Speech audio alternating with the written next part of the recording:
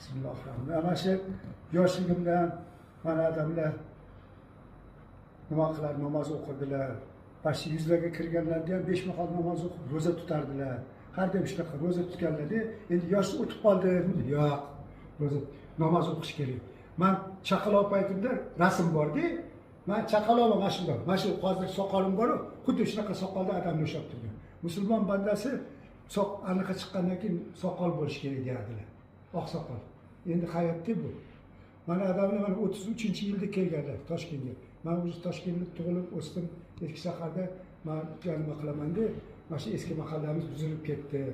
O'shanda ham hamma shu eskilar tan eslab turadi odamlarni deyman. Bu hayot ekan-da. Hammamiz endi nima deyman, sog'lik bo'lsin, sihat salomatlik bo'lsin. Eng katta boylik bu sog'lik. Sog'lik yo'qolmasin, sihat salomatlik bo'lsin, tinchlik bo'lsin qilib. Hammamiz yaxshi niyatlarimizni yechib mana farzandlarni katta qilib mana Mirsohib akam aytadi, nechta avariyangiz bor? O'shalar hammasi avara-chavara, o'shalarning rohatini ko'ringlar bizga ham. 4 ta avara. 4 ta avara. Ana bu katta boylik. Ana bu hayot deyman-da. 9 ta navara. 9 ta navara. Endi bitta narsa aytaman, meniki nima bo'lib qolmadi? O'g'lim o'sha farzandog'ini hech kim ko'rmasin. O'g'lim avariyada o'tib qolgan. Katta o'g'lim. Hozir mana 52 yoshga to'lgan bo'lardi. Qancha avara-chavaralar bo'lardi. Xudodan ekan bu barakatlidan Xudo saqlasin hammamizni. Sog' bo'linglar. Hammamiz yaxshi narsalarga erishaylik. Rahmat. Men hayotimda shunchalik nima qilaman, mana Sardor aka rosa mana shovuzlarimdan men har doim nimamni ko'taradilar. Ming rahmat. Xudodan ekan deb Xudo yuborganda necha yillardan bir mana men katta mehnat qila olmasam ham men faxrlanaman shu shogirdlik borligi uchun.